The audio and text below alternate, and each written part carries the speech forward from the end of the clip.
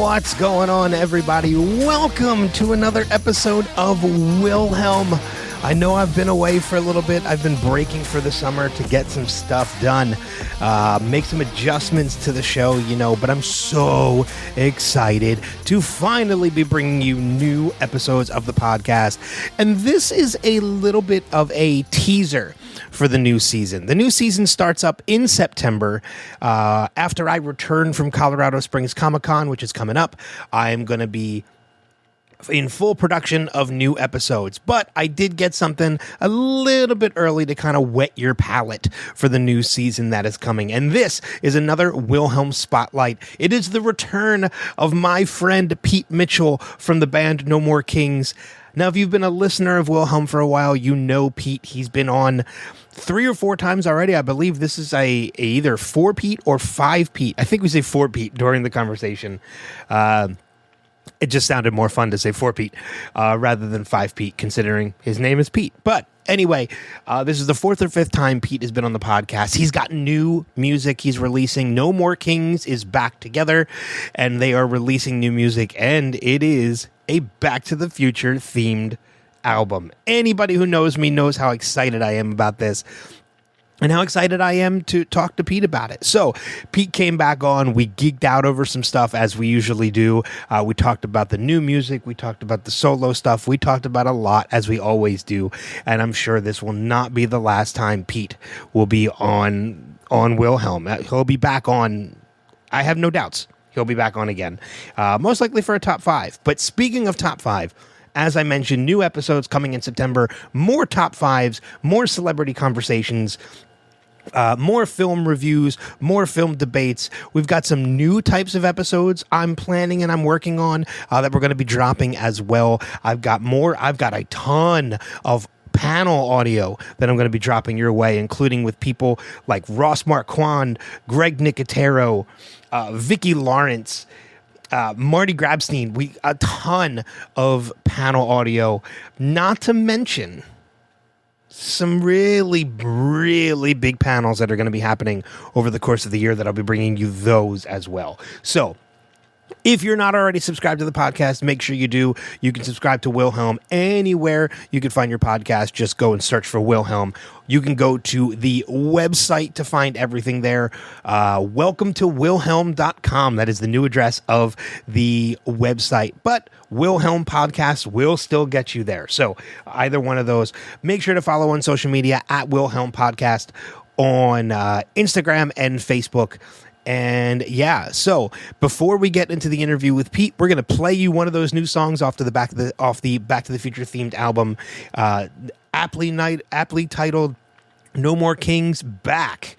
And I'm so excited for this album. This first song you're going to be hearing is called 1.21 Gigawatts. It is the first single off the new album, but stick around to the end of the conversation with Pete, because we're going to play another one of those singles, that one called Hoverboard.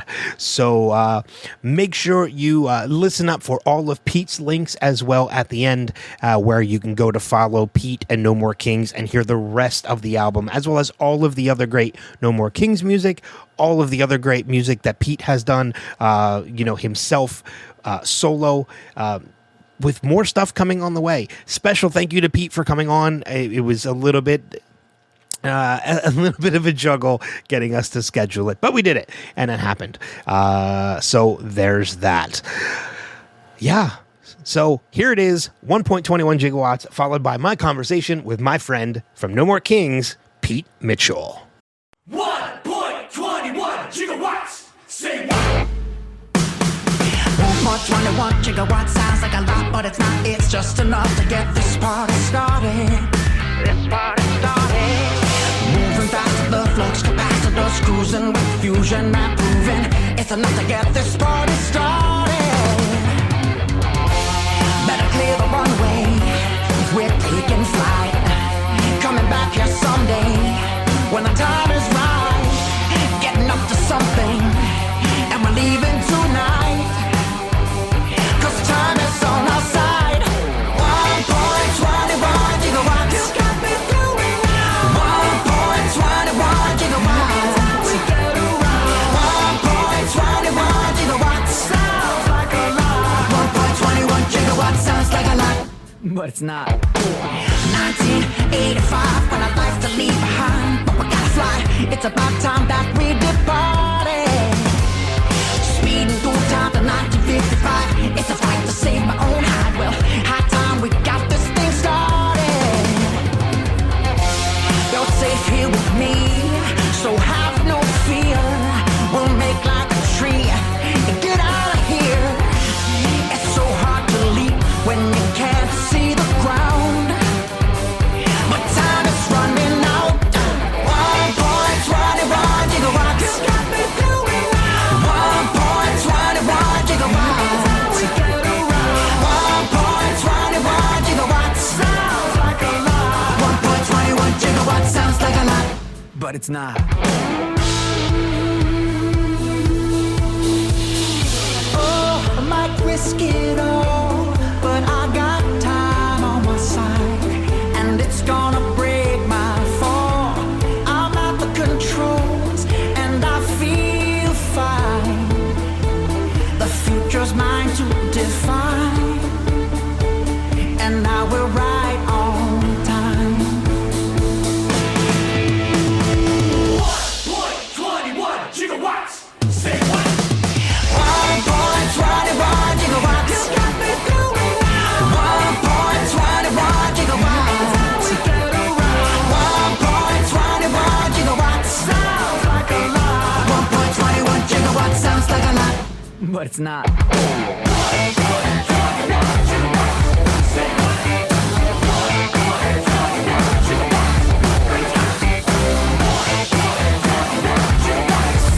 like a lot. 1.21 gigawatts sounds like a lot. But it's not. All right, guys, it's been a little bit since we've spoken, but I can't wait because we got a lot of stuff to catch up on. You already heard the intro, me telling you a little bit more about him, but welcome back to Wilhelm. Pete Mitchell. Hey, thanks so much for having me. It's a little different this time, obviously, because we were just talking about this before we started recording. The studio setup's a little bit different. The recording method's a little bit different. I do the intros beforehand now instead of doing these 1-2 minute long intros to bring you in. But, you know, now we just get to sit and talk, which is good. That is nice. Do the magic of editing. Yeah. So it's been a little bit. I think we were saying maybe like 3 years since I think so. Yeah. the last time I had you on. And I think you're going on, I think this might be 4 Pete now. Not to Pete your name, but like I think like Repeat the 4th time you've come on. Yeah. So I don't know. It's funny that I didn't even think about it after I said it about Pete. 4 Pete. A 4 Pete. Yeah. I'm going for 5, so I could be part of the 5 timers club. So you're in, I know when we were communicating and such, you said you were in Colorado. Are you still living in Vegas, or are you living in Colorado now? I live in Colorado now. Moved here. Nice. Yeah, probably pretty soon after our last talk, honestly. Whereabouts in Colorado are you at? I live in Fort Collins, which is about an hour north of Denver, and it's just such a cute little town. Downtown Fort Collins is actually the town that they modeled downtown Disneyland after, or Main Street Disneyland after. It's that cute, like brick, like old, not West style, but kind of like early, you know? Yeah, I've been to Colorado a number of times. My sister used to live in, now I can't remember the name of the city, but she was about an hour outside of Denver as well, and I can't remember. I think she was west of Denver. But I loved it. Anytime I went out there, it's gorgeous. Yeah. Colorado is beautiful. And I'm actually going to be out there. I'm going to be in Colorado Springs, not this coming weekend, but next weekend. Oh, wow. Working a show. Very cool. I'm going to be working Colorado Springs Comic-Con not this weekend, but next weekend. How cool. So looking forward to that. But I want to, I want to kick off with this. So again, it's been a couple of years since, we've had this conversation. I don't have anything prepped for this because you and I always have great conversation. So I was like, I'm not even going to bother. Like, we have the stuff we want to bring up, obviously, but we'll get to it over the course of the conversation. Exactly. But I figured, I thought about it and I was like, if he really wanted to be on the podcast again that bad, he didn't have to design an album based off of my favorite trilogy of all time. It's the only way to get your attention. But yeah, so I'm excited because you and I met from with your work through No More Kings, and then you did your solo work for a little while, and we remained friends over the course of time, and now you're back, and No More Kings is doing more work. How did that come about? Man, so first of all, I just want to say how excited I am for that, because I really thought, I don't know, I didn't think it was the end, because I knew eventually I'd want to hop back into that, but it just seemed like the opportunities were getting smaller and smaller. The window was getting smaller and smaller for me to get back to making No More Kings music.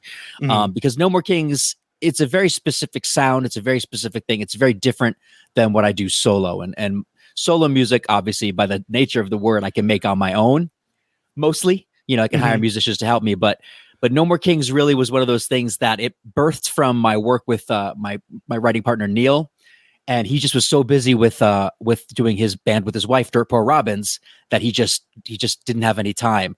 And so I started working with Neil's brother Adam on a project he has called the Adam Music Project. And I don't know if you've heard any of that stuff, but we've done 4 songs together now. And his stuff is all about classic video game characters. So we did a song about Pac-Man. We did a song about Dig Dug. We just did it's crazy stuff. He did a song about Midas from Fortnite. Like, he's got some modern characters as well, modern songs as well, not just, but anyway. So through that, he was talking about how he was sad that his brother wasn't able to do this with me. And then I shared with him the idea for the Back to the Future album. And he was like, oh my gosh, we have to do that. And so he just decided to produce it with me. And I'm so excited with the results. We were really worried that we weren't going to be able to match that, the level that what we had with the first 3 No More Kings albums. But I think we hit it. So far, I mean, you've got 3 songs that are out already. You've got 1.21 Gigawatts, which was the first single that you guys released from the new album. Hoverboard, which was next, and then you just released Calvin Klein, which all 3 songs are fantastic. Like, they really hit that No More Kings vibe, which is, one of the things I've always loved the band for. And I remember, like, because I follow you obviously on Facebook and social media. I follow No More Kings on social media. And then I remember the first time you guys posted anything about 1.21 gigawatts, I was like, wait, what? Like, I definitely know that reference, but this is cool because they had, like, you guys have always been great with incorporating the pop culture references into the music. Obviously, the big thing that got a lot of people's attention from the first album was Sweep the Leg from, Karate Kid, which is still Cobra Kai going into its final season right now. And you guys still aren't on the soundtrack of the show, which kind of makes me mad. Yeah, I'm a little. I mean, you've had Zabka, Machio, and Cove in the music video, and somehow you're still not part of this series. But now I was like, oh, that's great. They got a new album coming out. There's going to be a Back to the Future song on it. And then you release Hoverboard. Is like, okay, wait a minute. Is this whole album going to be Back to the Future? Calvin Klein's come out, and I'm like, yeah, okay. I'm so okay with this. Thank you for saying that, because I think I don't know that everybody is. I never intended to do a full Back to the Future album at first. It was just going to be 1.21 gigawatts. Because I actually wrote the hook to that probably 8 years ago. But yeah, there's something about once I started working on it, once I got my teeth into it, I just couldn't stop. I couldn't stop thinking of different angles, different characters to write about. There's a song about Biff talking to his younger self about the Gray Sports Almanac. There's a song about getting Doc Brown out of that old West town, getting him back home. So there's once you dig into a trilogy like that, you realize there's all this great material that's worth writing songs about. And it's weird because I was afraid at first back in the Sweep the Leg days. I was afraid of becoming a novelty band. I was afraid of becoming one of those bands that just had a gimmick, and I didn't want to do that, And now I kind of don't care. Like, I just want to write. I just want to write things that are fun for me to write about. Yeah, I mean, if the music is fun and people like listening to it, and like you said, more importantly, you guys are having fun creating the content, creating the music, I think that's really all that matters. I mean, there's, it's the same thing with actors. You have people who are worried about becoming like typecasts, and I get the fear of being typecast as a band as well, right? But the longtime fans, the people that have stuck with No More Kings and still continue to be fans, even when you weren't producing new stuff, we're the people that just love this little niche that you guys do. And again, I would have been down for a new album no matter what it was. I mean, I have I'm not going to use the word hate because it's too strong. But I have a very strong dislike for the Twilight franchise. Yes. You guys could have made a Twilight album and I still would have listened to it. Don't you dare tempt me. No, please don't. I don't think I could watch all 3, 4. How many are there now? I don't care. Yeah. I don't think I could watch them all deep enough to get the inspiration. But you know, with this new album, what's the title of the album going to be? Do you have the name for the album? So it's NMK Back. Oh, nice. And the pun there is the idea that we've been gone for a long time. So we are literally back to making music and then also back to the future. So how many tracks is the album going to have? It's 7, I think. And do you have a date for full release for the album? I don't, but it's next month. Oh, nice. Yeah. So it's pretty soon. I didn't want to do so many singles for an album that's not even, 10 tracks, but it's the only way to really do it with Spotify these days. If you even want to stand a chance of hitting one of their editorial playlists, you have to pitch as many singles as you can from it. Well, I mean, and I'm glad that you brought that up because that was something I was going to make mention too. You've been releasing these 3 singles and one of them actually did make one of the charts. Yes. We were blown away because that's never happened to me, and this is our 4th album and that's never happened to me. And the weird thing is it just happened like a month earlier with the Pac-Man song. So for some weird reason, Spotify's funk rock playlist really likes what Adam and I are doing together. Yeah. And was it Hoverboard that made Hoverboard? Yep. Yeah. Yep. There's one of the things I love about you guys with No More Kings, whether it's or just the songwriting in general, is there are some lines of dialogue that sometimes just hit so well, whether they're powerful or they just make you laugh. And I remember the first time I listened, because I've listened to Calvin Klein a number of times already, and as I do any No More King song. And there's one line in that song about I can't make out with you because it will ruin. And I just remember the first time I heard that line, I was like, they seriously put that in there. That is amazing. So it's funny you mentioned that one, Ben, because I went back and forth. I had 4 different variations of that. One of them was, if we suck face, it could erase our whole timeline. And I was like, that's funny, but it's too crass. Yeah. So I went with make out because I felt it was a little softer. So I love the fact that you've touched on you're tapping into Back to the Future, because as I said jokingly, if you wanted to make an album about my favorite trilogy of all time, but that really is the truth. That is a trilogy that has been with me my entire life. There are people that say what their holy trilogy is. Many people go to Star Wars and the original trilogy, Lord of the Rings. Not the Twilight trilogy, or however movies there are. Back to the Future has always been mine. And so much so that I have a whole collection. I have a Pepsi Perfect replica. I have framed the newspaper from when Marty was arrested, or Marty Jr. was arrested. Because USA Today on that day actually made a cover sheet. Oh my gosh. So and it was hard to find. And when I found one, I was like, yeah, that's getting framed. Oh, that's wild. And even more so, I have a comic book, it's a blank cover. It's a issue number 1 Back to the Future comic book with a blank white cover signed by Bob Gale when I met and interviewed Bob Gale. Oh, wow. So this, it is a trilogy that is very meaningful to me. So I'm, when you have a trilogy like that and it's something that means so much to you and you've been fan of for so long, you can be very critical about anybody who ever does anything that kind of pays tribute. All the times I hear Back to the Future 4, I'm like, nope, not going to happen. Stop it. Right. Shut it down. Because I asked Bob Gale about that directly, and Bob Gale's like, nope, never going to happen. He's like, I own the rights, and as long as I'm alive, never going to happen. And he's like, and even when I'm not alive, my son takes the rights. He's like, and he's not going to let it happen either. But for some reason with you guys, and all 3 albums that you guys have put out, not to mention your solo work that you've put out since then, you guys have handled everything so well, whether it be Knight Rider or, Karate Kid or anything that we've mentioned before, that I had there was never a doubt in my mind that this album was going to be fun and pay like loving homage to this trilogy. Well, it's great that you say that, because that's exactly where we're coming from. I don't write stuff to make fun of anything. I that's never where my heart is. I only write about things that I have a deep appreciation for and a deep love for, and that was part of my formative years in a lot of cases. So everything off that first, but the thing is though, I love what you're saying, because we have experienced that. The Karate Kid is also such a beloved film that when we wrote that song, there were people that were not into it. They were upset that we were touching that. But again, I think you're not really listening to it if you get that if you don't see that I also love it. If you miss that somehow, then I don't know what to do.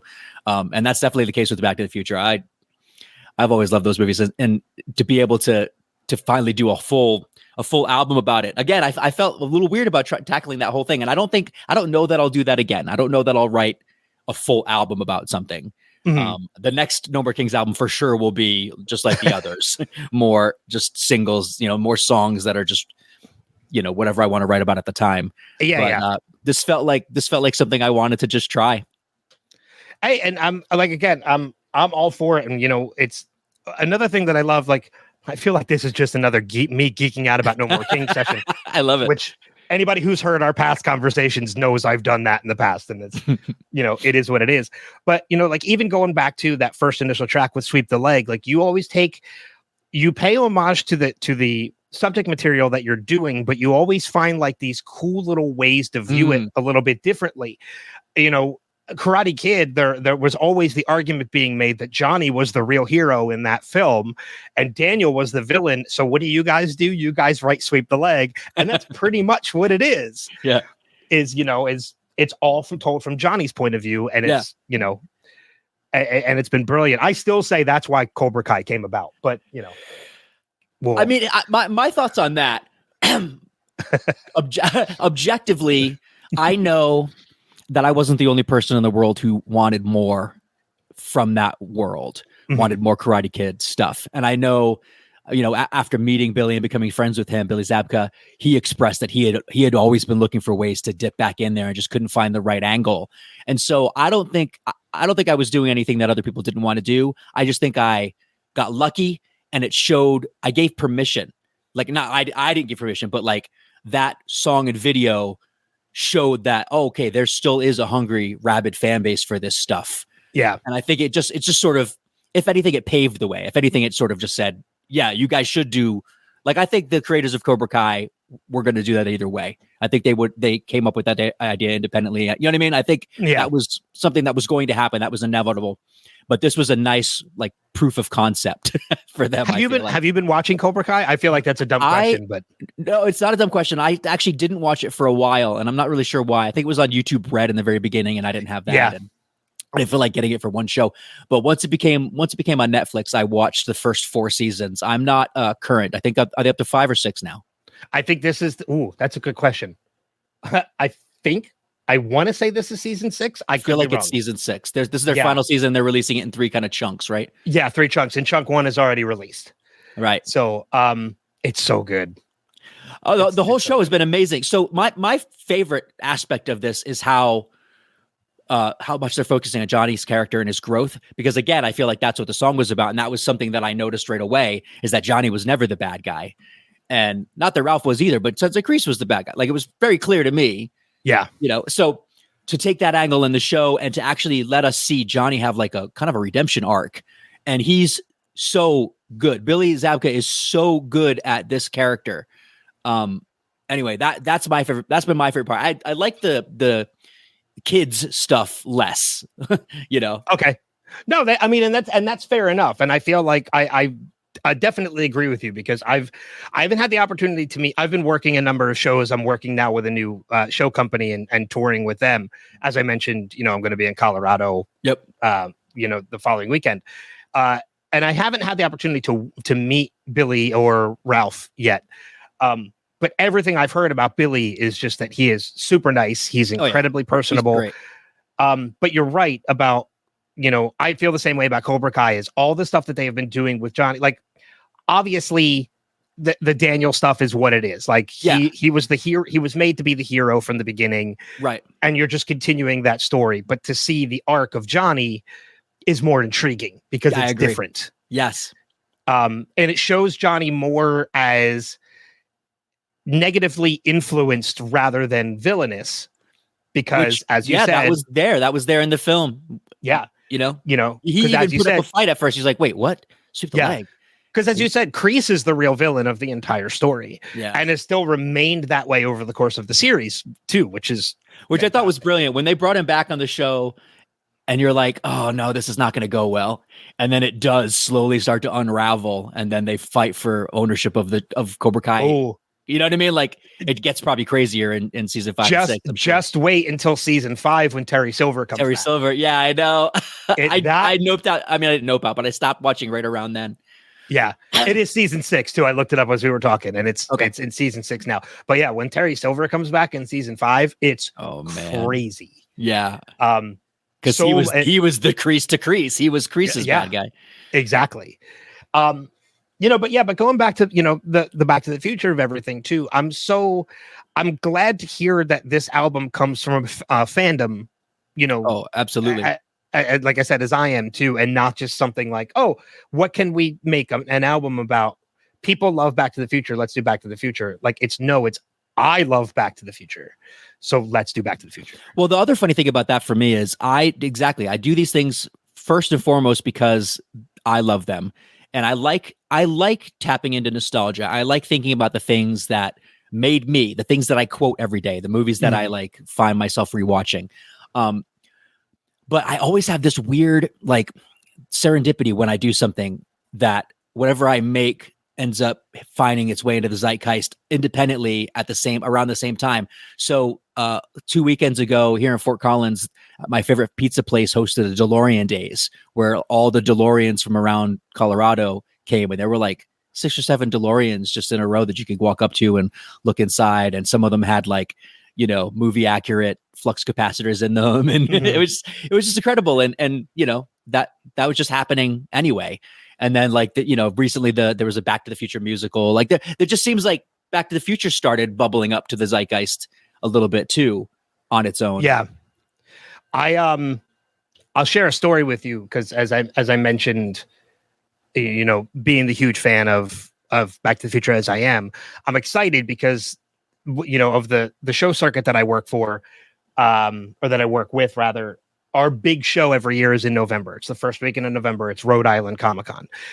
It is over like 130 guests. That's where I was born, right? Rhode Island? Yeah.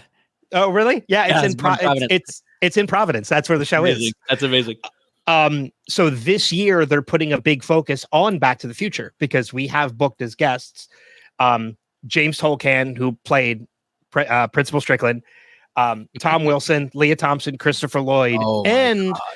I think we're supposed to have Michael J. Fox, but we haven't announced them yet. That's the rumor. And I've already told these guys, I'm like, look, this is like mountaintop bucket list panel for me. Like, oh yeah, I will physically fight people for this panel. So I think I'm going to get the opportunity to share the stage with them in November.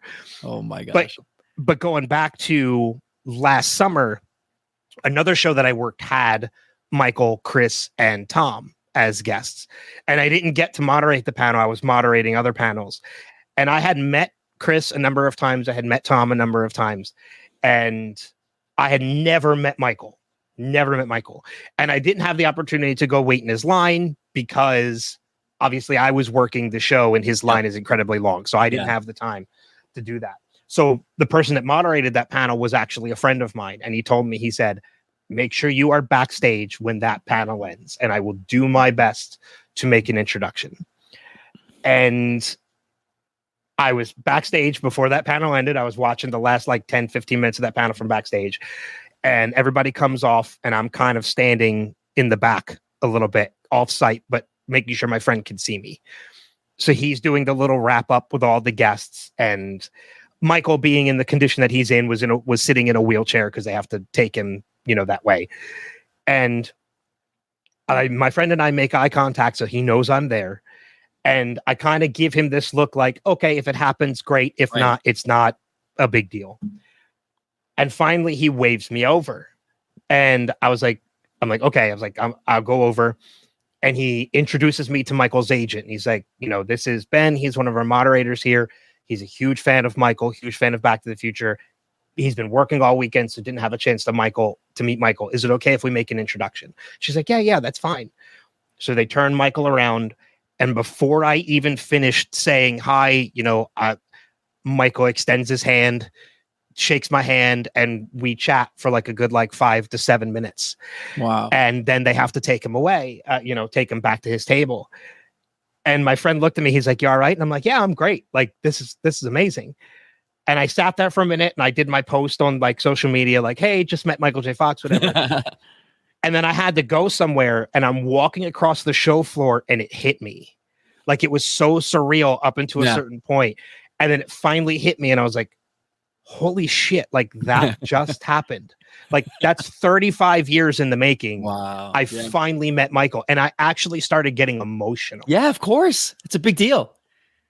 And then I had people say where's the picture? And I was like, I didn't want to take a picture of him in the wheelchair. And then the more I thought about it, I'm like, you know what? People live too much through their phones. Yeah. People know you have it up here, man. And that's what it was. It was look, all these other people I get to share the stage with and moderate. It's great that I take pictures with them and share them, but people know how special this moment was for me. What do you have a picture for? For proof? For you know what I mean? You don't need a picture. Well, so in media journalism, it helps to have a picture because it is the proof. No, you're right. You're right. But for a personal one-on-one meeting, as a fan, though, just take the experience. I'm sure he appreciated it. And that was what I was like. I was like, you know what? I have that memory. Nobody else needs that memory. Yeah. That's mine. Yeah. And now it's great that there's the possibility that I might actually professionally get to work with them. Oh, that's so in cool. In a couple months. And the funny thing is too, I thought about this because with you guys having the album and No More Kings kind of doing your thing again, our after party in November is Enchantment Under the Sea Dance. So there was a part of me that was kind of like, I wonder if Pete would be willing to bring No More Kings to Rhode Island and perform at the dance. And if so, I wonder if I can talk the show into doing it. Yeah. Hear No More Kings do Johnny Be Good would be amazing. Your kids are going to love it. So, but that kind of brings me, that was a long way to this next question. Now that No More Kings is kind of you guys are doing your things again, you guys are producing new music, has the idea of touring or doing live shows again? So I'm old, man. Yeah, it's absolutely come up. So when I got signed to the record label back in the day, I was 35. So I was already sort of old by music industry standards. But yeah, man, I don't know. I just feel like I love the idea of maybe doing select shows, select live performances, one-offs. I don't know if I'm up for touring.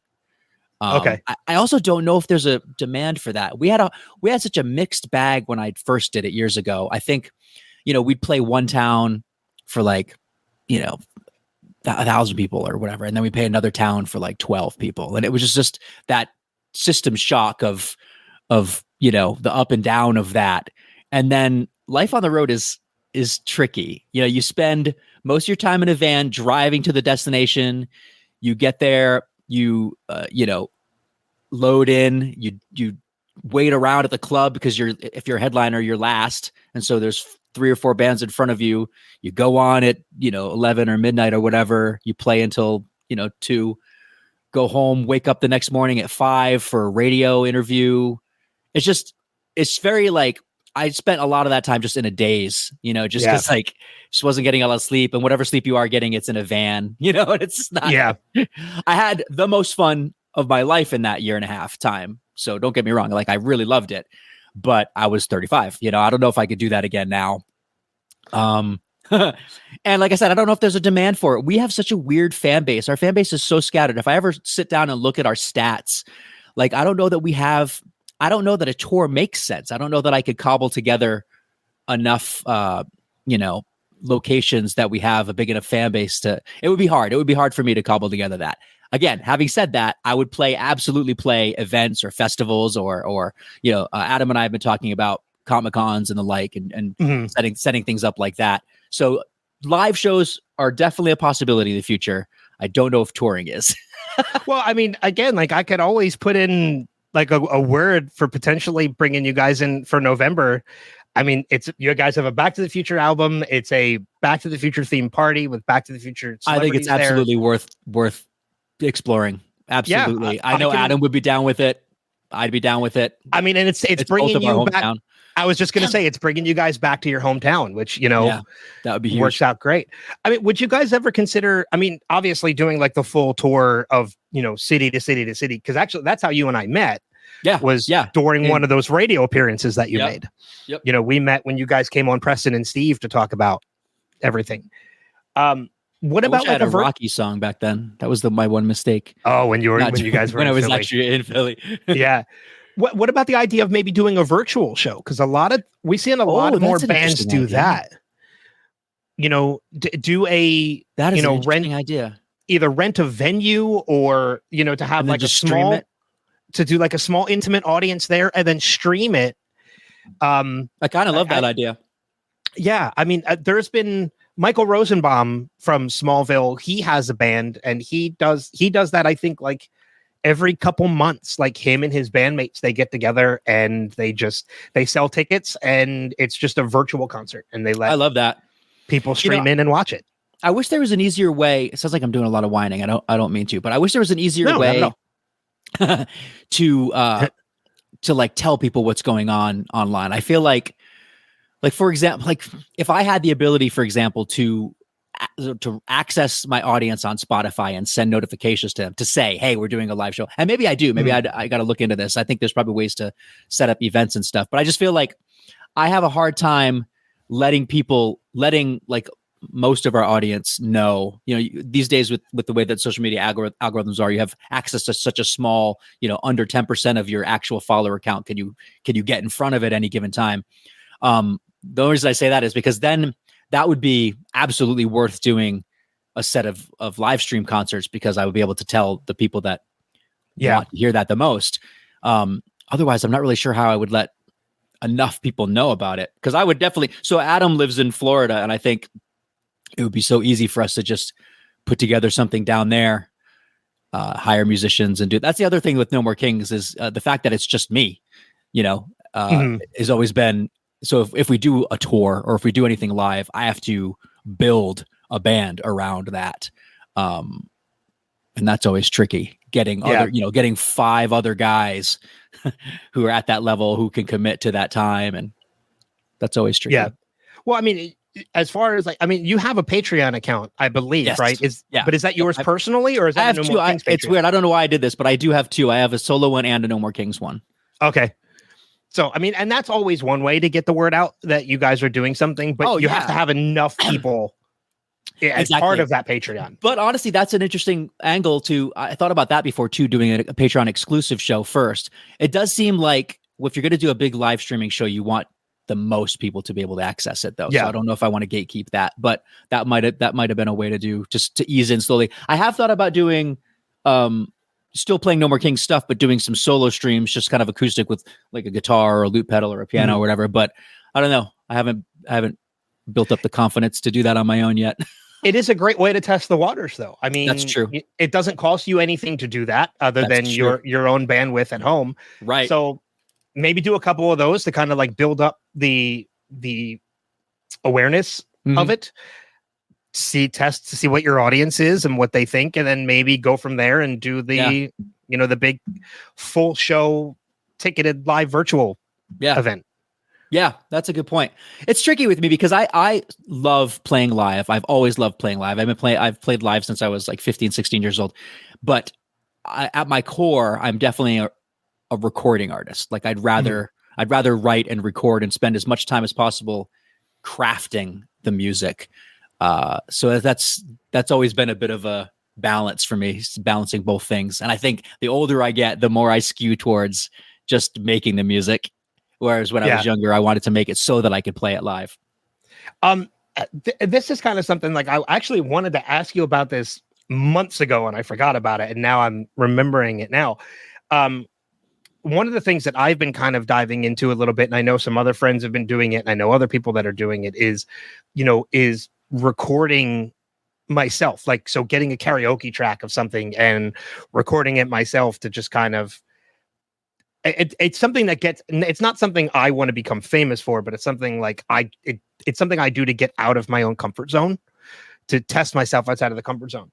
Have you ever thought of, I don't know if there would be much of a need for it outside of me, or demand for it outside of myself, but have you thought about maybe releasing any karaoke tracks of any No More Kings stuff? So I have released instrumentals on our Patreon for that exact reason. I know there's a lot of people that just privately want to sing along with it in the car. Yeah. And so I do try sometimes to release instrumental tracks on the Patreon. I don't have a lot of that stuff because, the label has all the masters for the first two albums. So I do have some, I have some stuff. I obviously have all the stuff now from Back to the Future. So yeah, I could.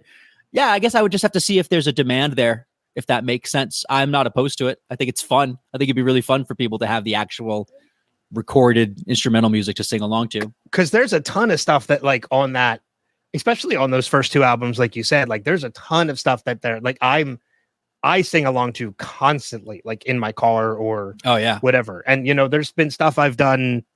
I mean, you can't see it because of my camera, but this is my studio mic, and then I actually have like a voiceover recording microphone to the side that I just stand. It's got the noise screen around it, and I play around with it. I haven't released anything, but I have recordings of me doing stuff just because I'm like, I don't feel comfortable releasing this stuff yet, even though I should.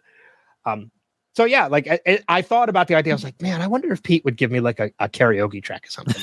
Yeah, if you want to tell me something you want specifically, I can get stuff for you easily. Oh, okay, perfect. yeah. Just send me a request.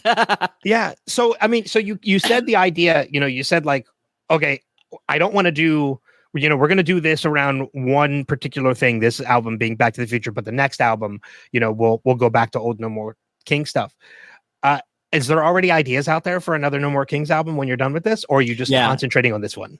Well, we're definitely concentrating on this one. We don't have ideas in terms of like song content yet, but the commitment has been made there. Adam has committed to doing another album with me, which I think is exciting because half the battle for me now is making sure I have a producer, making sure that I have a producer that can hit that, standard of No More Kings quality.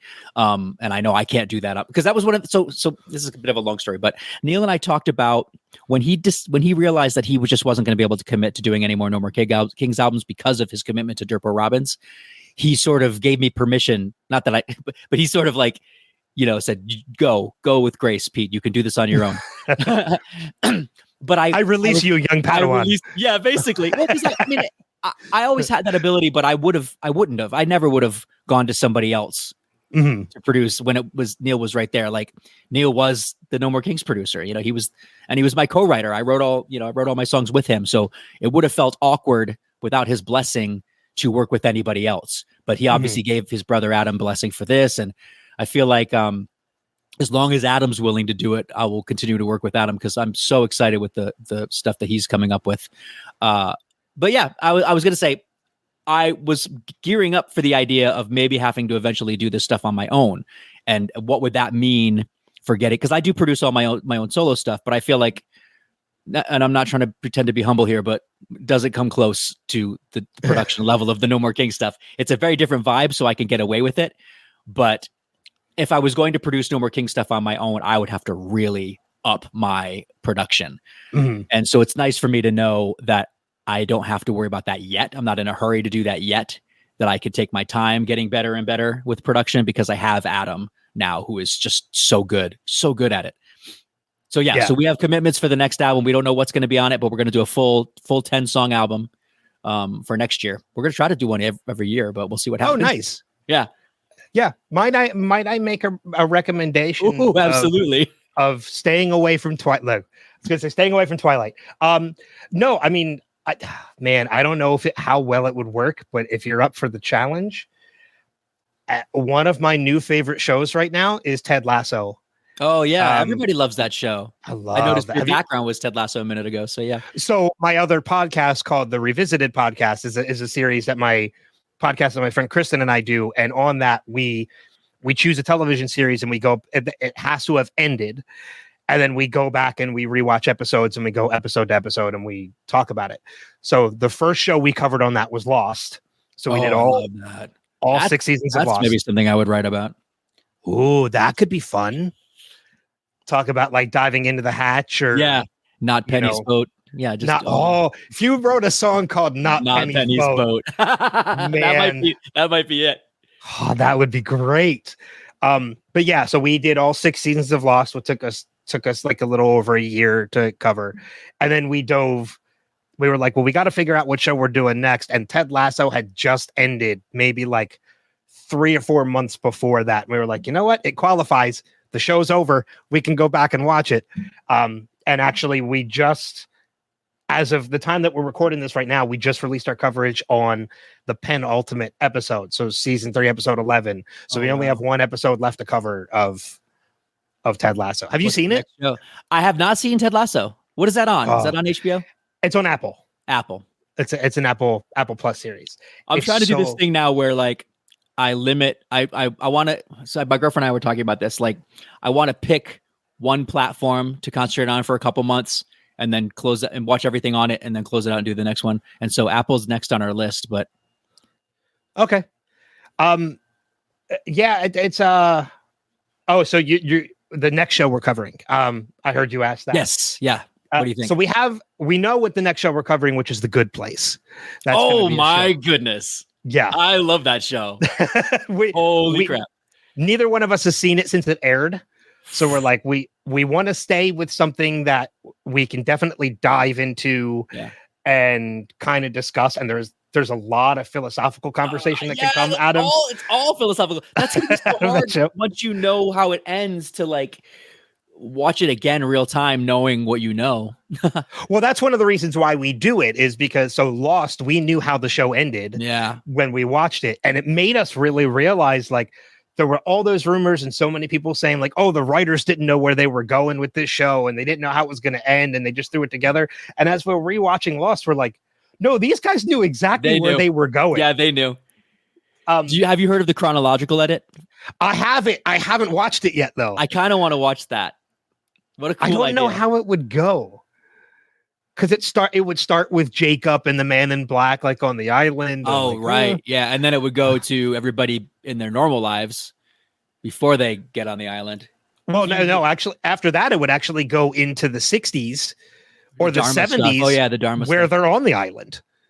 Oh, you're they're right. part of the Dharma Initiative in the 70s. Oh, you're totally right. I guess I just mean our main cast that we meet, Jack, Kate, Sawyer, all those guys, you would meet them off the island first. No, because remember, they go back in time and become part of the Dharma Initiative in season 5. Holy crap. I had forgotten about that. So, because when the island... Cool. Yeah. So when the island is jumping around, they become... So you'll meet them before we actually get to see them even on the plane. Would you though? Because I guess it's that whole first contact thing. Like at one point they were not there. So is it the first run through of time? Yeah, I don't know. Or is it the loop of time? You know what I mean? That's what I mean. Like all of a sudden, John Locke would just appear out of nowhere. Yeah, because he's jumping around. Yeah, I don't know. I think it'd be better if it was first timeline where before anybody jumped back. We did talk about that though. We were like, maybe we should after we're done with Ted Lasso, let's watch the chronological order of Lost and just kind of do like an episode or two talking about it. And we're like, no, because it's over 100 episodes. It would take us way too long. Yeah, that's a commitment. It's like rewatching especially all 6 seasons just again. Did it. Yeah, especially since you just did it. But we have ideas for my co-host Kristen really wants to do The Wire, which I've never seen. I never saw that show either, but I know it. But I was like, I can't revisit The Wire because I've never visited The Wire. Oh, that's one of the criteria is you have to have seen it. It's a revisit. We have to have seen it. Yeah. Okay. Because we're going back to revisit the series. So it's got to be something we've seen. She wants to do Justified, which we've both seen. That I love so much. Yeah. I love that show so much. So we have our picks for what our nominees for the next show when we're done with The Good Place. She wants to do Justified. I want to do Chuck. Okay. Which I don't know if you've ever seen Chuck. I know it. Yeah, Zachary Levi, right? Yeah. Yeah. So I never got into it, but I know the premise. So, I definitely want to have you back on Wilhelm again too. I know we're getting off the topic of No More Kings, but this is the way our conversations always go. This is the way. There's always parts where we just geek out about stuff, which is why I love having you on. But like, I definitely want to have you come back on to do another top 5 episode, because I had you on. Oh, What did we do when we had? Was it zombie movies? I think it was zombie movies. Yeah, specifically. Yeah. But I have new types. Maybe that of wasn't episodes. 3 years ago. Then it might have been earlier than that. Might have been before that. I think it's been the 3 years since we did like the interview kind of stuff. Yeah.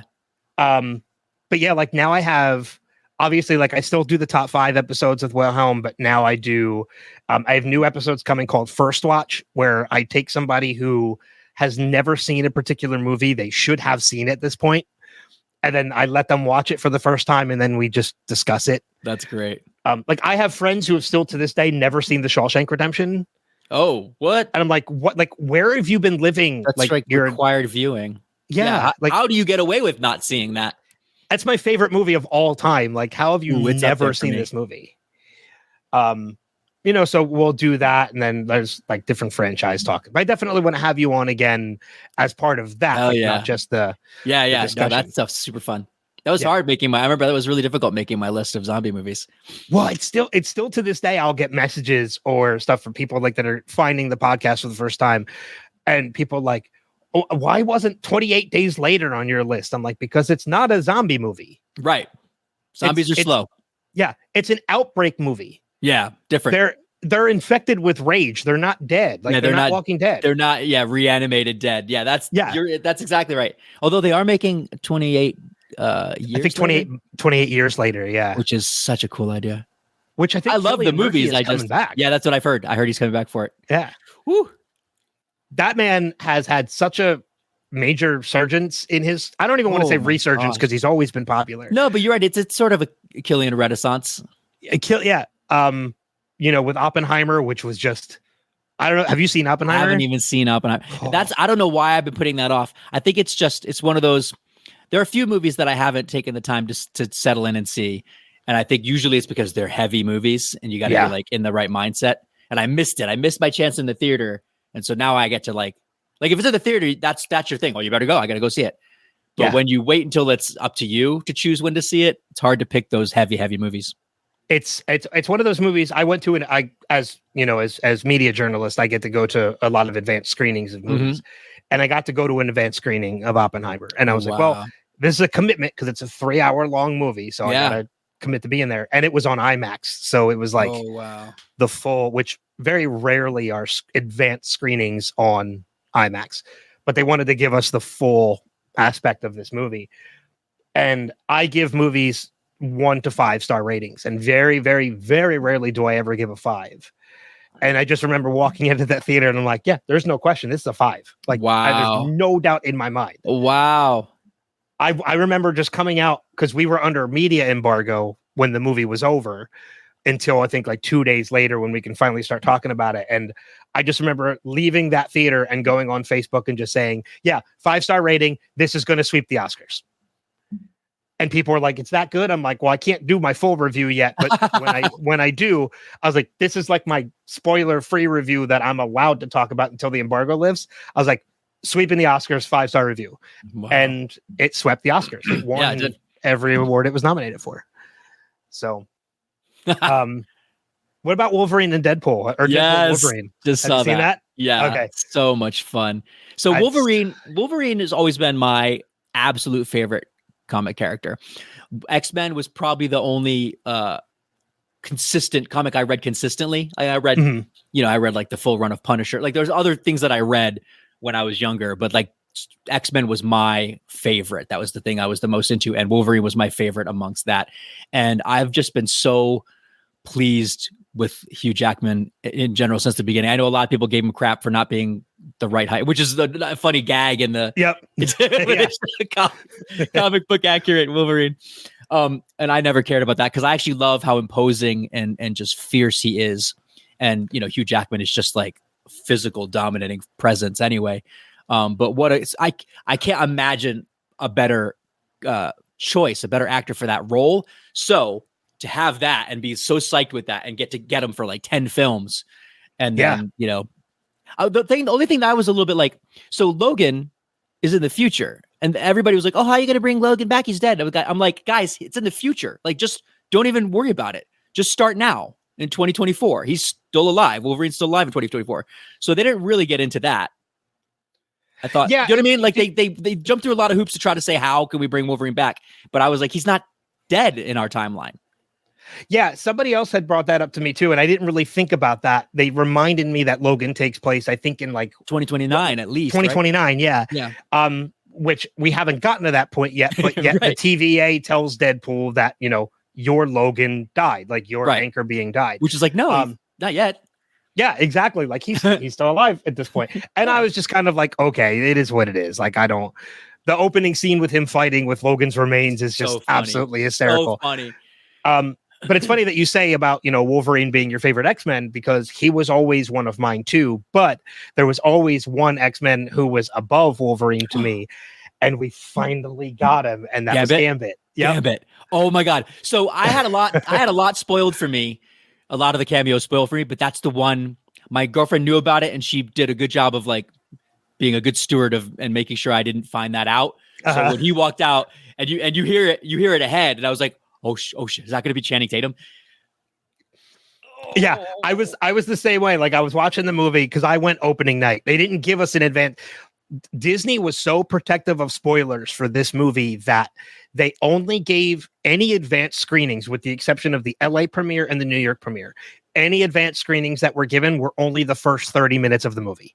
Okay. Nobody got full screenings of the entire movie unless you went to one of the openings. Yep. Or you were at San Diego Comic-Con where they showed the full movie. And even then it brought the whole cast on screen, on stage. So like that's where most people got it spoiled. Well, and even that night was the same night it opened. It was Thursday night, which was the night that it opened anyway. So it really wasn't an advanced screening. But I was like, well, I'm not going to go and watch 30 minutes. I'll wait and I'll just get tickets opening day. And I went Thursday night when it opened, and sitting in that theater, you're right. Like that scene where first we get Elektra and then we get Blade, which is great. And then all of a sudden you just see the card come floating out. And like the 8-year-old me is like, oh my God, it's Gambit. I was like, and I did the same thing. I did the same thing. I was like, oh, please let it be Channing. Please let it be Channing. And Channing comes out and he looks amazing as Gambit. He was so good. I mean, it's no question he's absolutely gonna get a solo film from this. Like Brian's pushing for him. How can he not? Everybody loved it. Loved it, and he's so perfect. I loved all like the inside jokes about like when they were saying like when Deadpool was like, "How did you guys get here?" And there's like, "Oh, there's a knock at the door," and Gambit's like, "I might have been born here." Like it's because this movie never happened. Right. Right. So, like, whenever they're like, yeah, we got to do all this stuff. And he's like, all people who haven't had a chance to tell their story yet. Yeah, exactly. Yeah, those references are fantastic. But the other geek out moment for me too, other than Chris Evans reprising Johnny Storm was fantastic. The other big geek out moment for me was lifting the cowl and seeing Wolverine wearing the mask. Oh, yes. I'm glad they didn't keep that for so long, because the white eyes works in comics and it doesn't work well on film, but it was nice to see the mask for that moment. But you know what I mean by that? Like, Deadpool's had the white eyes the whole time. I know. And here's the thing. So Spider-Man 2, it works when it's full mask. When it's just this, it's creepy. Yeah, I can feel that way. I felt that way. So full mask, it works and also they make them expressive. Deadpool's eyes are animated. True. Spider-Man's eyes are animated. But the dead, like Wolverine, just white eyes, it looks so good in drawings. But it just, to me, it was like, oh, I don't want that very much. Like, give it to me for a second. So I'm like, oh, I want to see the cowl. But then once it went back to just his face, I was happier. It was still pretty awesome. But you're right. Like, other than, I mean, Cavalrine is amazing. That was so funny. I wish there was a Daniel Radcliffe version. I said the same thing. Yeah, I was hoping comic accurate version would have been him, but it was funnier to see tiny little. But you're right. Like, he's played that role for so long, and I'm such a huge Hugh Jackman fan. I have been for a long time. One of my favorite people. Like, actually, I'm staring right at it. You can't see it. I was staring right at it. I have a poster on the wall from when he did his tour. Oh, cool. Because I went and I saw it. So of course I got the movie poster, and it's on my wall behind me, in my studio. I can't imagine at this point, because he's played that role for so long and he's played it so well, I can't imagine Wolverine being recast at this point. I think they talked about it, and now it's a moot point. Yeah, I don't think they have to. No, I don't think so either.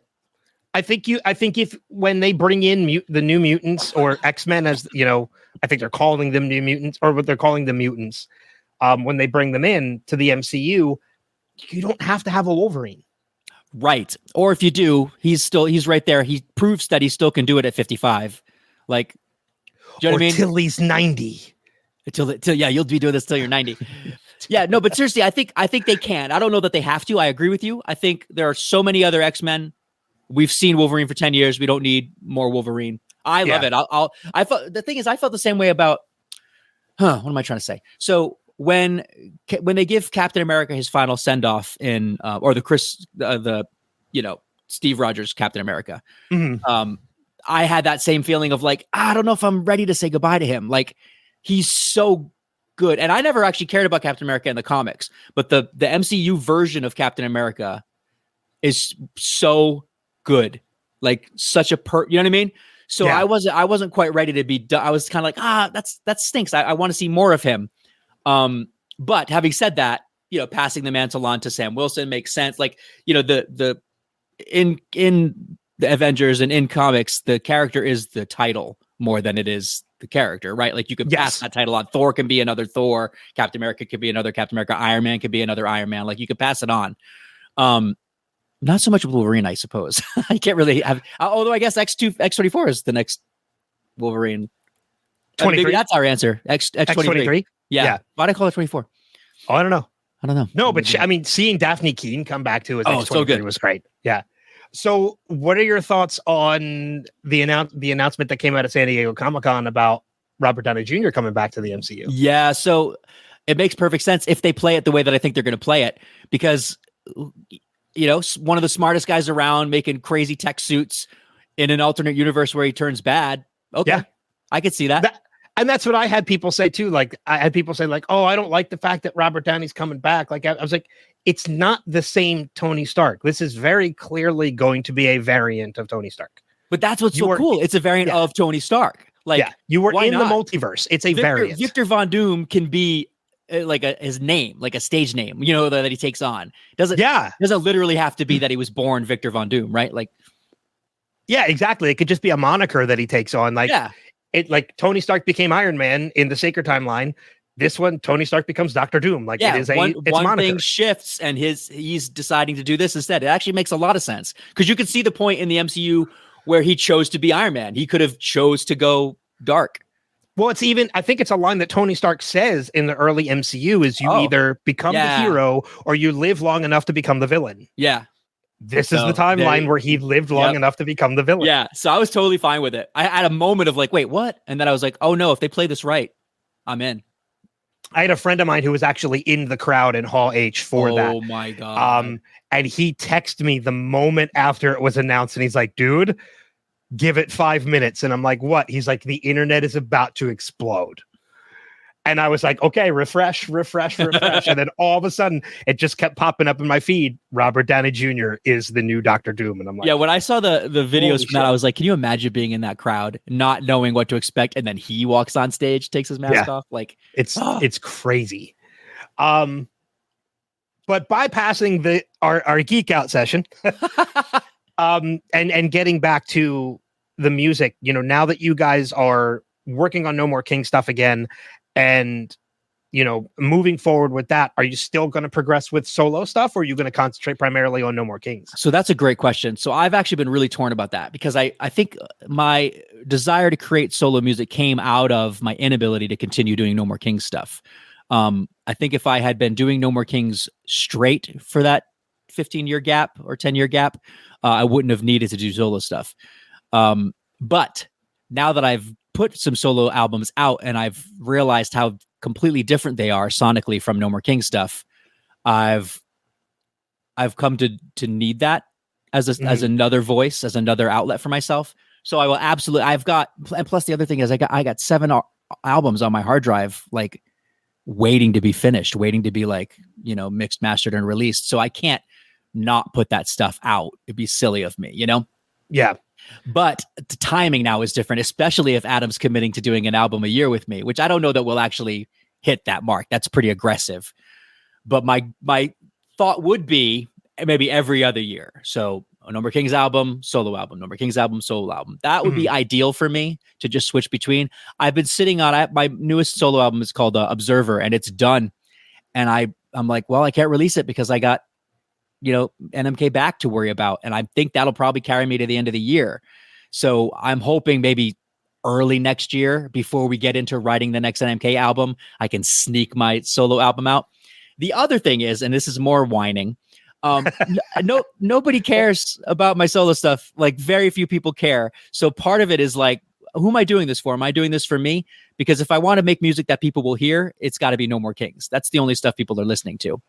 But if I want to make stuff just because I feel like getting stuff out there, then I could put solo stuff out. I kind of understand that a little bit too, because I was kind of the same way, especially when it comes to the podcast. Is who am I? Especially because especially when you're just getting started in podcasting, there's so many podcasts out there, and there's so much creation, or there's so much content out there. It's hard to capture an audience. Yes, and I've been doing this podcast for over 10 years now, in different forms, but steadily for over 10 years, and it took a while before I finally started captivating an audience, and it's still not a like Smartless or Mark Maron audience, like size audience, and it never will be, because those guys have teams behind them, and they can put money behind promotion and everything else, and they're already a name before they even get started in what they're doing. But now I've come to adopt the idea and the attitude of, I enjoy doing this. Yes. So whether it's 5 people listening or 5,000 or 500,000 people listening, I'm going to do it to the same quality no matter what. Yeah. And I'm still going to continue to put it out. Yeah. That's smart. So I can kind of see, like, maybe musically it might be a little bit more difficult to kind of take that attitude, because you don't want to feel like you're wasting your time. That's the only deal. Yeah. I don't mind. You're totally right. There's that idea of wasting time. I don't mind that so much, because this is what I do for fulfillment. I make music because I can't help myself. I make music not because I want to, but I'm compelled to, like, I can't stop myself from doing this. It's a way of getting this stuff out of my head, and just sitting down. But having said that, it's expensive to put music out. And at my current level with solo music, I'm not making that money back. So that's a hobby. That's like an expensive, drug habit of thing, with No More Kings, it's different. Yeah. Well, that's what podcasting is for me too. Like, it's like, I'm getting ready to launch. I've been talking about it for years, but I'm getting ready to launch my own Patreon in September. Smart. Good. Only because of the fact that, like, it is expensive, whether people think about it costs or not. You have to cover, bandwidth to put stuff together. You have to cover, your you have equipment costs. Web hosting, equipment costs. There's a lot of costs that go into this. And, like, I don't do this to make money. I want to do this, I want to launch this Patreon just to kind of break even. If I break even, I'm happy. But I'm like you, like, when it comes to podcasting, like, I do this because I have stuff that I want to get out. So I'll think of something, especially with movies or television and pop culture, I want to talk about. So it's like, okay, you know what? I'm going to record something on that. If people listen to it, great. If not, I got it out there. Like, and I tell people this all the time, and because I'm very introverted, but if I leave the house, which I do, it takes a lot to get me out of the house, but once I'm out, I'll talk to everybody. Like, I'm an incredibly introverted extrovert, if that makes sense. Yeah, me too. It just takes a lot to pull me out of the house to get me to the party. Me too. But when it comes to, like, anxiety and stuff like that, I suffer from it a lot.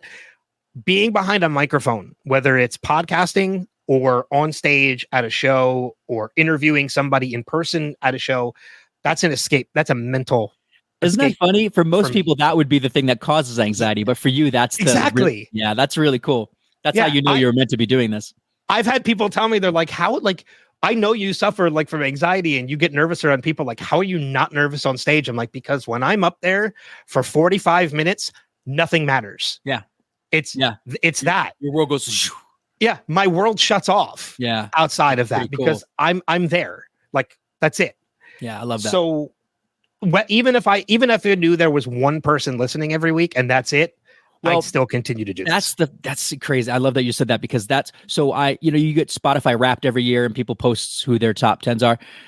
Like, I was somebody like my solo stuff, not just No More Kings, was somebody's top artist. Like, somebody listens to my solo stuff more than they listen to anything else. And when you see that, you're like, oh, I have to keep doing this. I have to keep putting music out, because whether or not it's fun for me to put out, like, it's meaningful to somebody. And that's a trip. And one of the things I really like about your solo stuff too is, and in particular, in my mind, I'm thinking Burned by the Sun, because I love that album. I love that whole vibe that you put out. Is one of the reasons the video is great too. Like, thanks, man. So, I was going to ask you too, I'll get to that in a second, but, I'm glad you said that, because it reminded me of something. But one of the reasons why I was so drawn to that song and that album and all the rest of the stuff is because it was the familiarity of your voice that we know from No More Kings. Oh yeah. But with this kind of almost experimental vibe to it. Like, we're getting, an element that we love with No More Kings in your voice, but like now we're getting introduced to this new kind of thing. So it's an easy way to kind of transition into hearing something new. Man, what a cool way to say that. That never occurred to me. That's a cool insight. Like, if you already are familiar with No More Kings and you've decided that you like the sound of that, and then having this comfortable, familiar voice lead you into this more cinematic, kind of apocalyptic, like, well, not even apocalyptic, but you know what I mean? Like, very different sonically from No More Kings, but you have this anchor. The anchor is my voice. That never even occurred to me. How cool. I'm glad I could bring your attention to that. Yeah, no, that's wild. That's actually a reason alone to keep doing it, just because why not? Why not? Why not tell a different story? Yeah, but I mean, like, even with not even talking about like In Measured, but going to like Musings on Mars. Are you impressed that I know all these albums? I am. I'm I'm a legit fan. Oh, like, I know. That's what I love. That's what I love. I love that you genuinely have me on here for solo stuff too. Like, yeah, but like, even if we didn't talk about No More Kings. But like, Musings on Mars, like, how when you have covers of like Break My Stride and stuff like that, like, it's still kind of like an easy kind of transition from No More Kings into something different, but that not one's easier. I feel incredibly like different. Yeah, no, I completely agree with you. That one to me it's a little jazzier, a little more like, but that could have been released as a No More Kings album, I think. Like, I think that could have kind of No More Kings cover album. I kind of relate it to like, another band I'm a huge fan of is Dave Matthews Band. Nice. And I love Dave Matthews Band music, but even when Dave released Some Devil, which was a solo album, it still kind of had that Dave Matthews Band vibe to it, like similar sounding. Yeah. But you could tell it was different enough that you knew this was different than Dave Matthews Band. Musings on Mars is kind of the same thing to me. Yes. Like, we knew it was a solo album branched off of No More Kings. It had enough familiar sound that you knew where it was from, but it was different enough to kind of be something to concentrate on. Yeah, I feel like, to me, that's the deciding factor on whether or not something becomes a No More Kings album or something becomes a solo album, is exactly that. Like, how far am I straying from that No More Kings sound? Is it enough of a stray? Because like, it's hard to say that, because you think about like a song like Knickerbocker, like, could not be further from Sweep the Leg, or a song like Girl in the Sea could not be further. So to say, like, that's a pretty big pool to play in with No More Kings. That's a pretty big swimming pool for me. So for me to be like, oh, it doesn't fit sonically, No More Kings, it's like, well, what the heck? Everything fits. So what do you mean? But I think tonally too, like, In Measured Hundredweight. And what's funny, because that's the album that was inspired by the movie Logan. So it comes full circle talking about. Oh, I can see that. Yeah. I didn't really think about that, but I can definitely see that. So when I got out of Logan, there's that end, the Johnny Cash end credit song, When the Man Comes Around. And that's stuck with me for so long. So I ended up covering that song in kind of that apocalyptic vibe. And I intended to put that on in Measured Hundredweight, which is why I named it in Measured Hundredweight, because there's the line in the Johnny Cash song and in Measured Hundredweight and Penny Pound, when the man comes around. So I wrote that whole album from the perspective of that duo of Wolverine and X-23, in the apocalypse, just these two against everybody kind of doing it. And it wasn't an album about Wolverine, but it definitely was an album like inspired by that vibe, Yeah. Have you, I know kind of, you've released songs like that before, but like in Measured Hundredweight, you have the Burned by the Sun, which is the lead track on the album. And then you do the acoustic at the follow-up. Yes. Have you thought about doing like just a full acoustic album? I should. I really should. Yes, I have. So the reason I like doing that, and it's kind of it's become gimmicky now, and I didn't mean it to be, but when I make solo albums now, I think of them as a movie. So I think of that Measured Hundredweight to me feels like a whole film, You're telling a story with every track of the album. Yeah. Yep.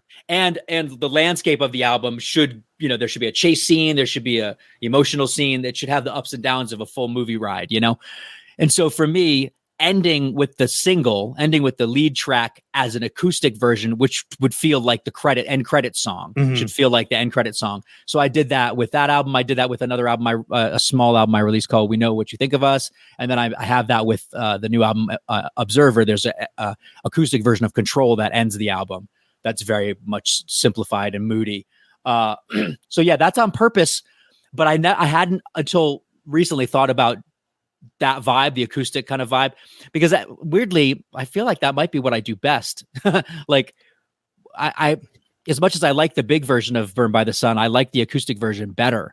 And as much as I like the big version of Control, I like the acoustic. So I end up liking those versions better. They're more haunting somehow. They're more haunting and they're more raw. Like there's just something about that sound that just, and that's one of the reasons why I'm kind of asking is because like I'm also the same way. Like nothing against the actual track of Burned by the Sun, but there's definitely a higher play count on the acoustic version on my Spotify list than there is on the actual version. That makes sense. Yeah. On my personal play count.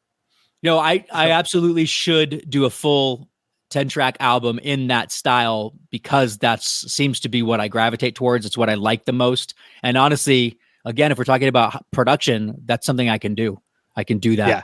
Easily. Well, I mean, and I don't think it's on any album. And I think I've brought this up to you before too, but like, you're right. There's something about the way you perform acoustically that is just so like, I guess, moving and powerful. Like one of my favorite, there was a time a couple years back where it seemed like everybody was doing a cover of Africa by Toto. Yes. And like some of them were Weezer good. Like did one. Weezer did one, and Weezer's is enjoyable. But anytime like I saw somebody post about like, oh, here's an Africa cover. Here's an Africa cover. My response was always, check this one out. And it was your video of your cover of Africa. Yeah, for like 15 years ago. Yeah, exactly. From like a while ago. I'm like, he did it a while before everybody else was doing it. He already did it. And his is still better than everybody else that's doing it. So the reason I like that cover, I've always been so proud of that one, is it feels warm. Like there's just something very like has a warmth that I don't hear in a lot of other versions of it. Well, even tonally, like even like in the octaves that you cover, like you're not really going as high as Toto did. You're keeping it a lower octave, which kind of adds a much different and comforting, as you said, like it's kind of more of a comfort feel to it. Not only that, but it's also an octave I can hit when I sing. That's the thing. Like, it makes it accessible. So I get crap about that sometimes when I do covers and I change the key because I've always been a fan of finding a way to spin a cover. What's the point of doing a cover if you're going to try to do it exactly like the original artist did? I feel like you're not bringing anything new to that, right? So I always approach a cover, almost always, with that in mind. How do I make this unique, and how do I make this have my signature on it? And one of those ways is making sure that it fits comfortably within my range, so I'm not straining or sounding like an idiot. We did, You Make My Dreams Come True. You said that before as an example of from Music's on Mars. That's a lot lower than the original key. And I've heard bands covered in the original key and they sound strained. They sound like they're barely hitting it because not everybody can Daryl Hall it up, Anyway, yeah. So I read the comments and people are like, this is weak, doesn't have the same energy. And I get it. But it's like, I wasn't trying to do that. I'm not trying to match that. I'm trying to do a different thing here. And I wanted it to feel warm and accessible and comfortable. And it's fun to sing along to, Yeah. There's an artist, I don't know if you've ever heard of him before, named Chase Hallfelter. No. He does a lot of covers, but he changes every cover from the major key to the minor key. Oh, okay. I've heard people do that kind of thing. He did a cover of Every Breath You Take by the Police, which I love the Police. No, he went from major to minor. Oh, okay. He changed it to the minor key, and it changes it to this dark, even haunting. creepier.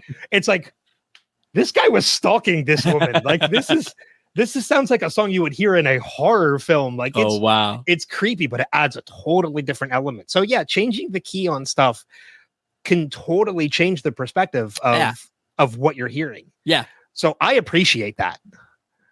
So like, especially like not just when you do it, but when anybody does it, like making a cover your own is what adds value to that cover. That's what I think. Yeah, I agree. Yeah. You mentioned the music video that you did by Burned by the Sun. And now I'm thinking about it. Like it's incredibly well done. And I think we talked a little bit about that the last time you were on. Yes. The production of it. Has the idea of ever maybe just doing a full short film, like, because I'm thinking about like just a short film of that same character in the same environment. Yeah. No dialogue. The album is the dialogue of the film. Yeah. Like it is the narration of the story. Internal. Yeah. Told. It's the internal. Yeah, absolutely. Yeah. So that was my original intent. Honestly, I planned on making a short film to accompany that. And I just, I'm chronically scattered. I'm chronically like, I bite off more than I can chew. I think, and I'm constantly, yeah, right. You too. So I think a lot of artists are. I think a lot of artists are, we are distractible. We have shiny object syndrome. And so I had every intention to do a short film with that. And as far as I got was that song. And I'm glad I got that out of me, but that's about, and then I was on to something else. So I don't know. I should think about returning to that or doing another album along that lines. Anyway, so my new album, Observer, same thing. This album has started to shape up to be like a heist movie. And so I thought, well, literally, let's make a heist film, to go to accompany this. Yeah. And so that's the idea there too. And I don't know if I'll actually do it. Even if it's like, because I think something you've toyed with before that I've seen, like following you on your personal page, is a lot of the art that you do and the animations that you do. Yeah. Maybe even just an animated film, like that's not anything idea. Too ambitious of doing a live action film, of having to bring on actors and find locations and all this stuff, but maybe just doing something animated. Doesn't even have to be like full Disney Pixar, but just something like I think sometimes something a little rough around the edges adds character to it. Absolutely. You could tell it was handmade by a person. Yeah. No, that's absolutely the idea. Well, it's funny that you say, live action with bringing in a crew and people and stuff. That's one of the reasons why I thought Burned by the Sun or the A Measured Hundredweight story could work, is because I could do that myself with my drone. Like I filmed that video pretty much, like very, very simply and very small, minimalistic, minimal. Yeah. So I think there's a way to do a bunch of stories. I wouldn't write something that needed 20 actors. I would try to find something that I could do with as small as possible. But I also agree that I think animation would be so fun, would look so cool, and that'd be the way to go. Yeah, it's really just a matter of getting me to commit to something and not be so distracted in the middle of it. Like I'm kind of like, I'm picturing in my head now like an animated heist movie, nothing too like incredibly detailed, but maybe like along the lines of, I don't know, maybe like the Take on Me, video. Very sketchy, very black. Yeah, very, very rough, sketchy, almost like storyboard-ish kind of. That could work. Movie, which, would still take some commitment to get into and to do, but wouldn't be, I don't think, as commitment heavy as like a live action or anything like that. One of the things I've been toying with lately as I get back into making content for No More Kings is doing videos in chunks and then releasing those chunks online, because I feel like something that works well for me is to get to create some kind of feedback loop where I make something, I release it, and I get a response. I get some audience response, and then that fuels me to make the next piece, and I release it, and that hopefully continues. When you hunker down and work on something for like a month, sometimes 2 months on a single video to get that out with no feedback, you start to go a little stir crazy with it, and you start to, and so I feel like if I'm going to do something like this, like even an animated music video, like a 4-minute music video, which is essentially a short film, I'd want to make sure I set up some kind of feedback loop for myself to keep it going, find a way to chop it up into chunks that I feel like I can release periodically and then stitch the whole thing together with new bits that people haven't seen yet. So for me, it's finding that balance of like, how do I stay engaged and committed to this project when the project lasts longer than a week, Yeah. I would almost think like, I don't know why this idea came to me, but maybe turning that into like creating something within that world, with that character in that environment, but maybe making it like a choose your own adventure where the fans are the ones, like you film the character moving through the wasteland or whatever, and then he comes to a crossroad. Then now the fans get to choose. That's crazy. Which way he's going to go. Fun. Because then you're getting the feedback, people are watching and people are engaged in it. And then now you get to use that to kind of, I love that idea as kind of like an enthusiasm to kind of be like, okay. Yeah. Well, then I get to be surprised too. What are they going to pick? Yeah, exactly. I love that. Come up with ideas for both, but now you only have to film one of them because, that's the way it's going. I love that. That's so fun. But yeah, so other than the No More King stuff, and we talked more about the solo stuff, anything else that you're kind of doing out there that you creatively or anything like that you kind of want to bring attention to, or you want people to know about? Well, the other non-music related thing that I've done recently is I just illustrated a children's book with my friend Brett. My friend Brett Nelson wrote this incredible children's book called The Part Mart. It's very sweet story about this girl who's uncomfortable with her own body. She only sees the flaws and then ends up, learning to appreciate that over the course of the story. And so I got to illustrate that, which was a lot of work. That took months and months to fully illustrate this book, but that's out now. It's called The Part Mart. And it's through Encyclopocalypse is the name of the publisher. But that's a project that I'm pretty proud of. That's not music related that I've done recently. Oh, that's awesome. I don't even think I knew that about that. Oh, yeah? That you illustrated the children's book. Is it available like on Amazon or is it only it's on Amazon. Okay. Nope. It's everywhere. Yeah. Oh, then I'll put links to the book in the show notes. Oh, cool. Of the podcast too. I appreciate people towards it.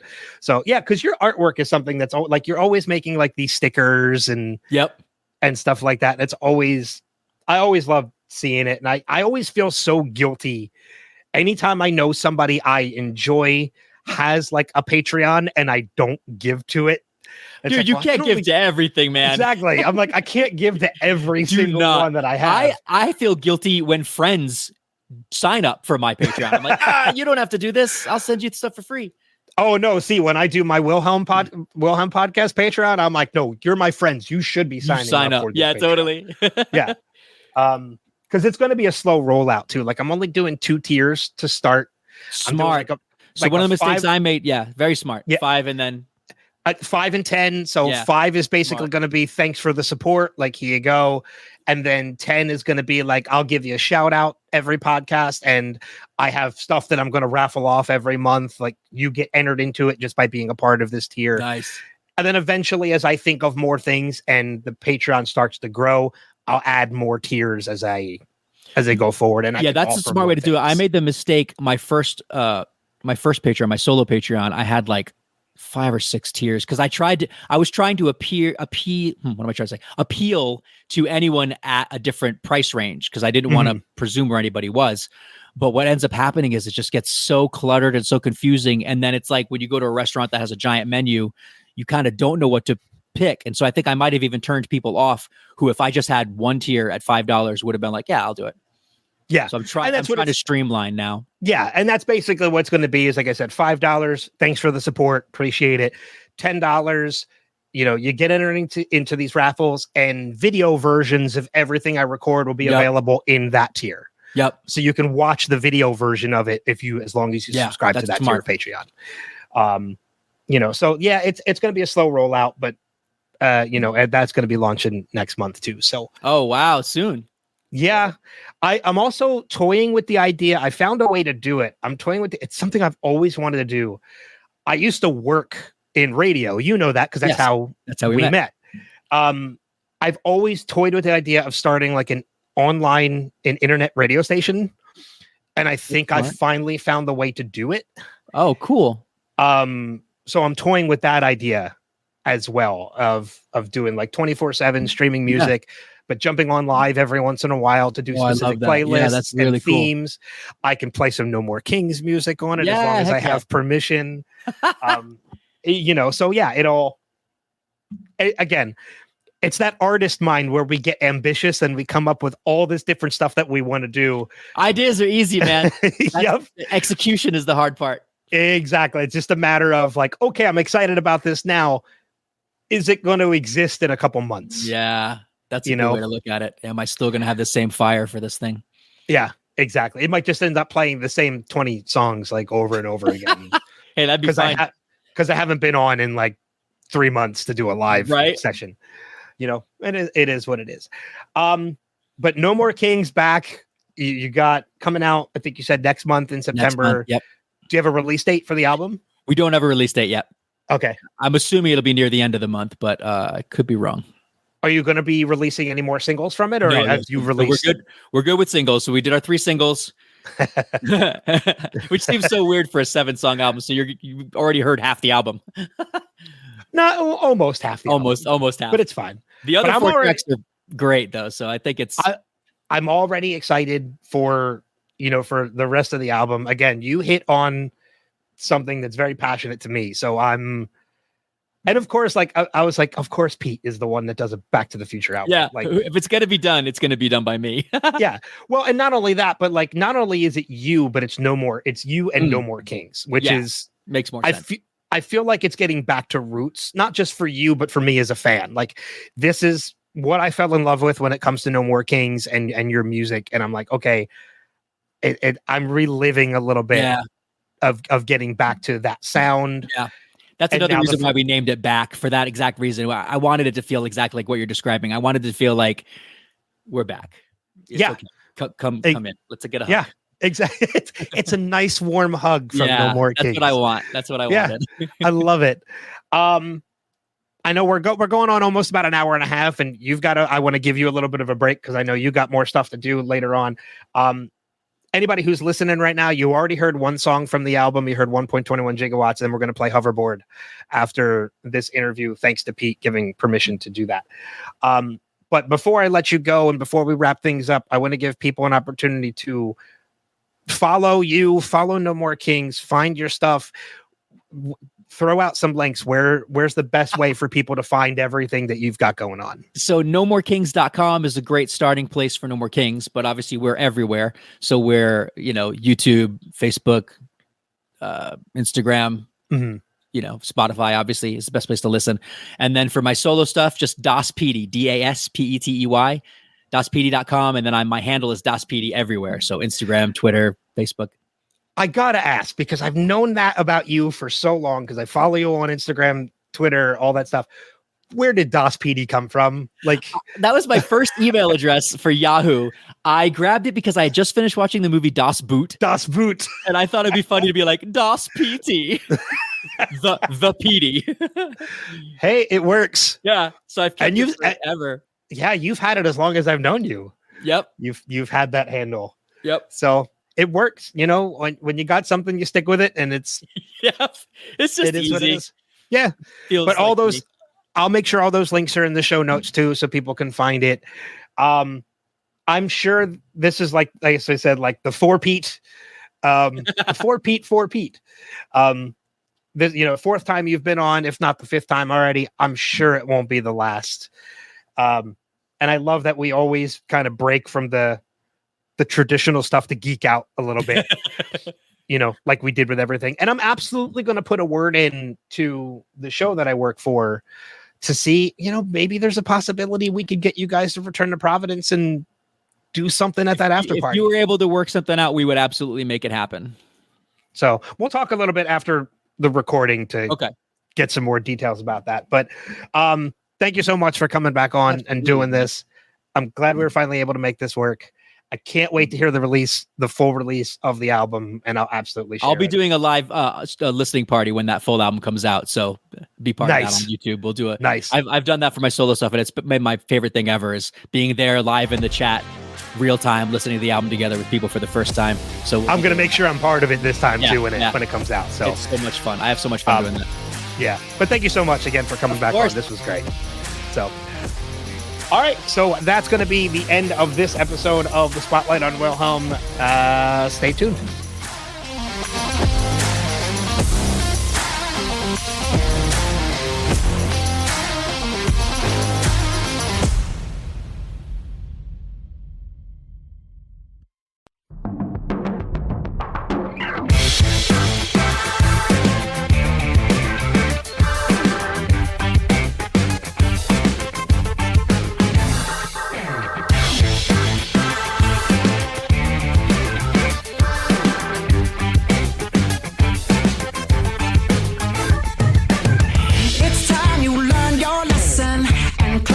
Now it's session, and I'm the teacher that you need.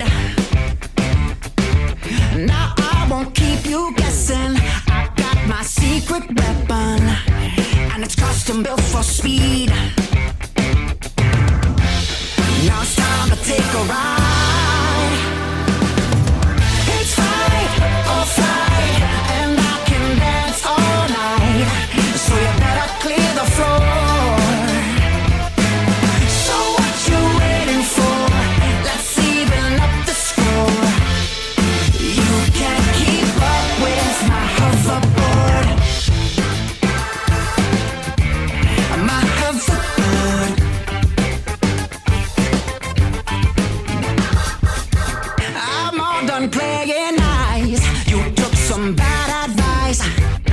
When you tried to mess with me, you should be thinking twice. You're skating on thin ice, so I'm